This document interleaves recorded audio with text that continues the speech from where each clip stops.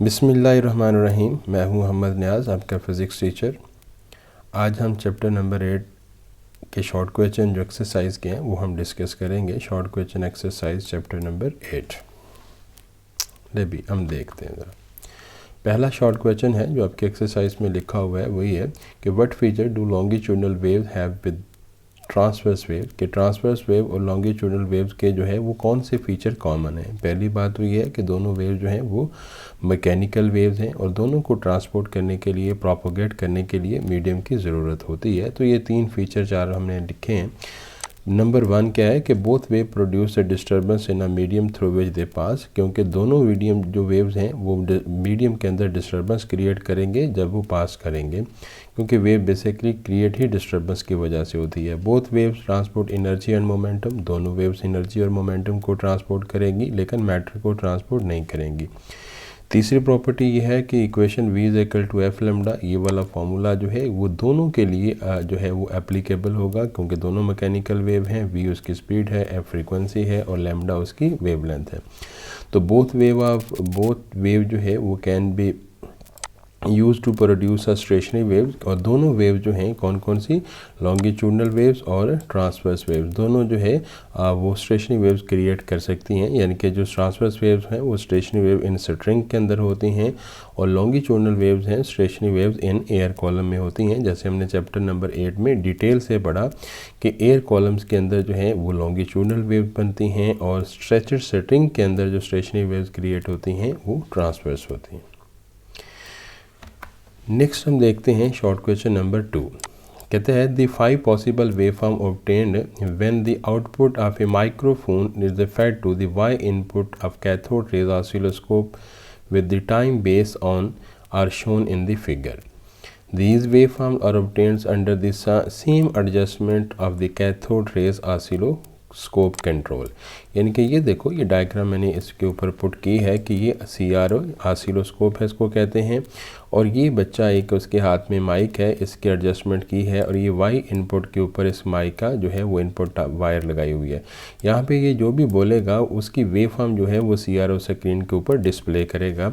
तो ये 5 possible wave form जो है ये डिस्प्ले की हुई हैं। इसमें इधर आप यहाँ पे देखोगे ये 5 पॉसिबल, ये 1 2 3 4, ये 5 पॉसिबल वेव फॉर्म जो है वो डिस्प्ले की गई हैं।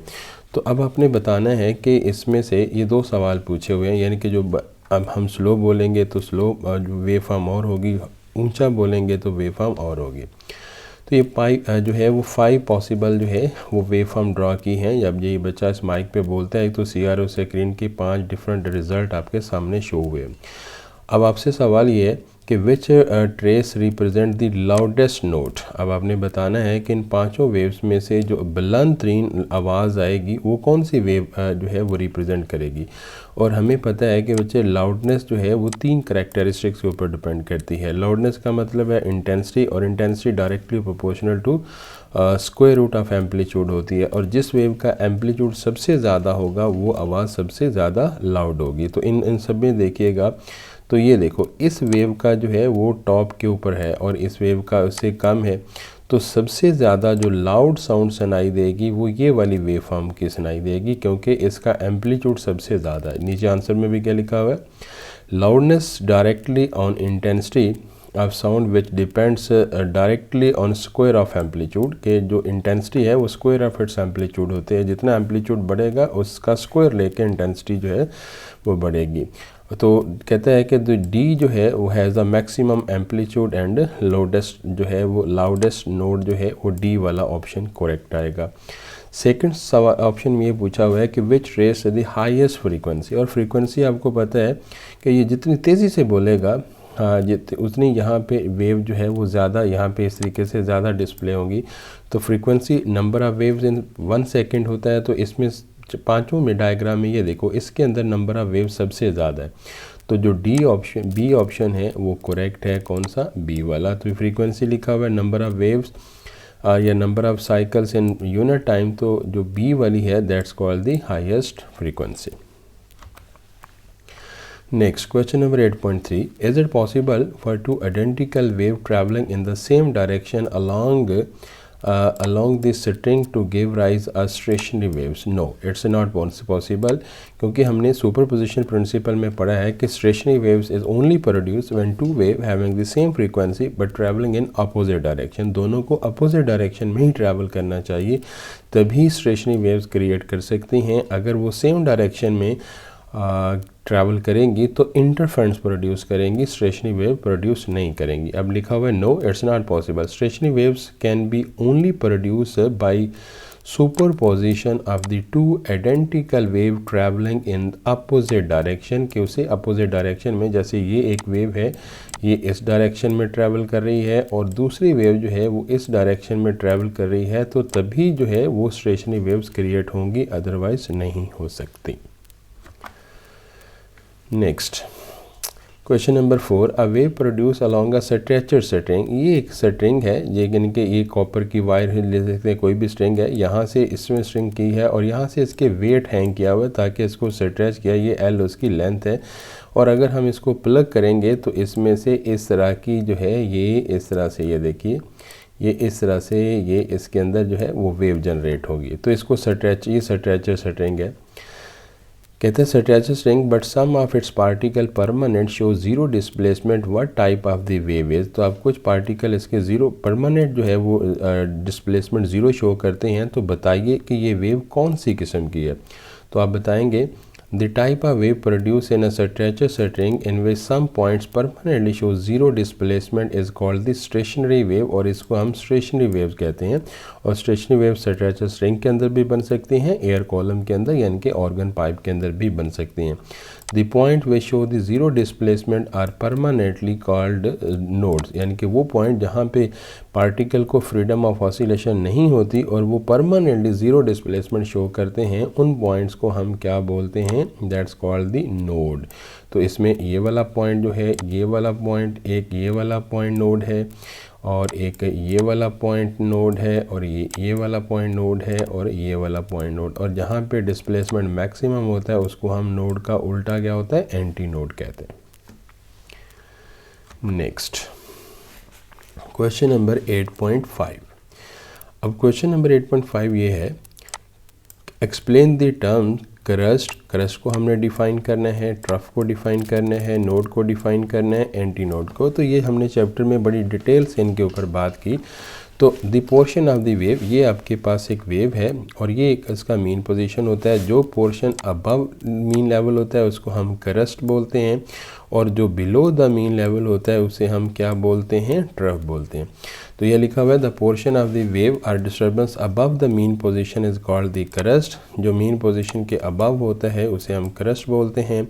The portion of wave or disturbance below the mean position is called the trough. तो मैंने इस तरह से याद रखा हुआ था। तो क्रस्ट का मतलब है कि वेव का जो अपर वाला पोर्शन है, क्रस्ट से बनता है सी से कैच, और कैच हमेशा ऊपर से आता है। और इस तरीके से आप याद रखें कि जो ऊपर वाला पोर्शन है वो कैच है, और नीचे वाला टी फॉर टोया, और टोया हमेशा जो है वो ज़मीन के नीचे ही होता है। तो नीचे वाला जो पोर्शन है वो हमेशा जो है वो ट्रफ कहलाएगा, ये याद रखने के लिए, लेकिन बनता क्रस्ट और ट्रफ है। नोड क्या है कि वो पॉइंट जहाँ पे एम्पलीट्यूड मुसलसल ज़ीरो होता है वो नोड है, और जहाँ पे एम्पलीट्यूड मैक्सिमम होता है वो एंटी नोड है। The points way show the zero amplitude permanently on a transverse stationary waves are called the node, और the point at which vibrate maximum with amplitude, जो कि maximum amplitude के साथ vibrate करते हैं in a transverse stationary waves is called the antinode। और transverse stationary waves string के अंदर बनती हैं, longitudinal stationary waves air column यानी कि organ pipe के अंदर बनती हैं। जहाँ पे एम्पलीट्यूड ज़ीरो वो नोड, और जहाँ पे एम्पलीट्यूड मैक्सिमम वो एंटी नोड, यानी कि नोड का उल्टा जो है वो एंटी नोड बनेगा। नेक्स्ट है क्वेश्चन नंबर 8.6। कहता है कि why does the sound travel faster in solid than gases. आप बताइएगा कि सॉलिड के अंदर जो है वो साउंड जो है वो ज़्यादा तेज़ी से क्यों मूव करती है। ये हमने एक पढ़ा हुआ है, साउंड एक लॉन्गिट्यूडनल वेव है, और लॉन्गिट्यूडनल की स्पीड, साउंड की स्पीड का जो फॉर्मूला है वो ई ओवर है। ई क्या है, मॉडुलस ऑफ इलास्टिसिटी, यानी कि रिजिडिटी ऑफ द मटेरियल। तो speed of sound basically depend करती है ratio of the elasticity to the density. जब हम बच्चे बात करते हैं दो डिफरेंट मीडियम की, तो हम डिफरेंट मीडियम के अंदर हम ये देखते हैं यहाँ पे सॉलिड और गैसेस दो डिफरेंट मीडियम है। तो सॉलिड की डेफिनेटली जो रेशो है इलास्टिसिटी तो डेंसिटी वो बहुत ज़्यादा ग्रेटर होती है गैसेस के कंपैरेटिवली, इसलिए सॉलिड के अंदर स्पीड ऑफ साउंड ज़्यादा होगी, क्योंकि स्पीड ऑफ साउंड है वो indirectly proportional to the square root of the जो है उसकी मॉडुलस ऑफ इलास्टिसिटी। और इलास्टिसिटी क्या होती है? रिजिडिटी। इलास्टिसिटी इन्वर्सली प्रोपोर्शनल होता है कंप्रेसिबिलिटी, यानी कि जिस मटेरियल की कंप्रेसिबिलिटी कम होती है यानी कि सॉलिड है उसको ज़रा कम दबाया जा सकता है, उसकी कंप्रेसिबिलिटी कम है तो इलास्टिसिटी ज़्यादा होगी। तो इसलिए सॉलिड की इलास्टिसिटी ज़्यादा होती है, रेशो भी इलास्टिसिटी और डेंसिटी की ज़्यादा होती है, जिसकी वजह से स्पीड ऑफ साउंड जो है वो सॉलिड्स के अंदर बहुत ज़्यादा होती है। यहाँ पे ये लिखा हुआ है कि speed of sound in any medium depends upon the square root of the ratio of its modulus of elasticity and density. तो मॉडुलस ऑफ इलास्टिसिटी और दोनों की रेशो पे डिपेंड करती है। The ratio of the modulus of elasticity and density for solid is much greater than gases, यानी कि जो इनकी रेशो है ई ओवर रो की वो सॉलिड्स के लिए बहुत ज़्यादा होती है as a compare to the gases के। तो that's why the speed of sound is greater in solid as a compare to the gases. तो देयरफॉर स्पीड ऑफ साउंड जो है वो सॉलिड के अंदर ज़्यादा होती है as a compare to the gases के।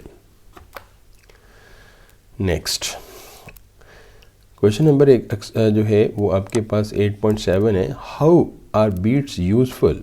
यहाँ पे देखिएगा,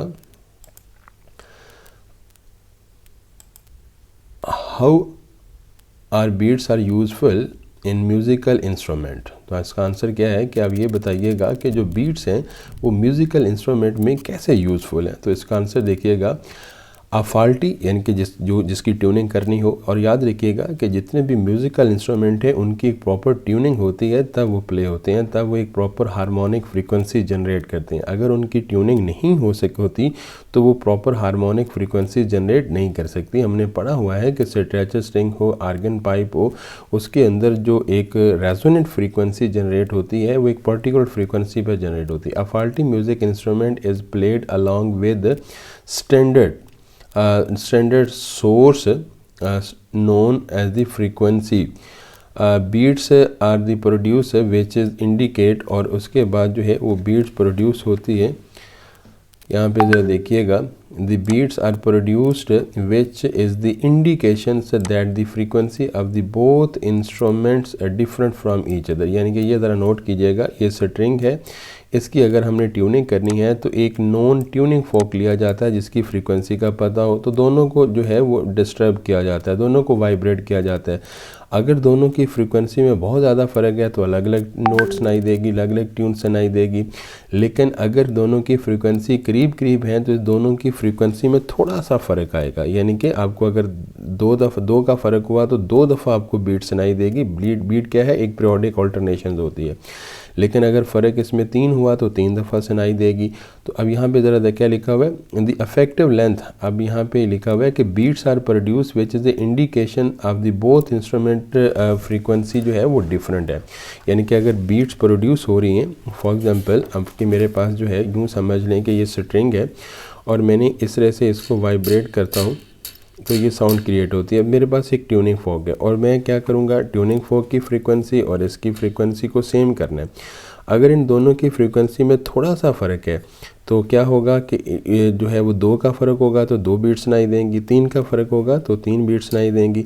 जब दोनों की फ्रीक्वेंसी मैच करेगी तो उस वक्त कोई बीट से सुनाई। और यहाँ पे इस तरह से एक सिक्रू लगे होते हैं, सिक्रू को टाइट करने से टेंशन बढ़ती है, फ्रीक्वेंसी बढ़ जाएगी, लूज़ करने से ये ढीली होती है और फ्रीक्वेंसी कम हो जाएगी। जितना टाइट करेंगे ना, जैसे स्प्रिंग है, जितना टाइट करेंगे उतनी फ्रीक्वेंसी ज़्यादा हो जाएगी। तो ये इसके अंदर है, कहता है कि ज़रा नोट कीजिएगा कि the effective length of the string और faulty instrument adjusted by tightening और लूजिंग द पैग उसको सिक्रू को कहते हैं, at the neck of the instrument so that the no beats is. हम उसको लूज़ और टाइट कहते रहते हैं। जब दोनों की ट्यूनिंग फोक और इसकी फ्रीक्वेंसी मैच कर जाती है तो उस वक्त कोई बीट सुनाई नहीं देती। At that moment a faulty instrument जो है वो आपके पास यूँ समझ चलें, at that moment the fast जो फॉल्टी है जिसकी ट्यूनिंग करनी है they consider to be tune with the standard instrument. और जब कोई बीट सुनाई नहीं देंगी तो हम कहेंगे कि ये वाले ये जितने भी आपके पास ये सारे ये हैं ये नज़र आ रहे हैं आपको गिटार, ये ट्यून किए जाते हैं एक with the help of resonance और with the help of beats. Question number 8.8 है कि when the two note, note मतलब frequencies of the frequency, a note में sound है tunes है F1 F2 sounded together they form the beats बनती हैं, beats are formed, F1 is a greater what will be, ये चार option है, आप इसमें बताना है कि नंबर ऑफ बीट्स किसके बराबर होंगी। और हमने पढ़ा है कि नंबर ऑफ बीट्स हमेशा किसके बराबर होता है, फ्रीक्वेंसी डिफरेंस के बराबर होता है। तो number of beats is equal to the F1 minus F2, और जितना फ्रीक्वेंसी डिफरेंस होगा उतनी नंबर ऑफ बीट्स सुनाई देंगी। और मैक्सिमम फ्रीक्वेंसी डिफरेंस कितना हो सकता है, 10। अगर 10 से ज़्यादा फ्रीक्वेंसी डिफरेंस होगा तो बीट्स आपको सुनाई ही नहीं देंगी। तो करेक्ट ऑप्शन F1 और F2।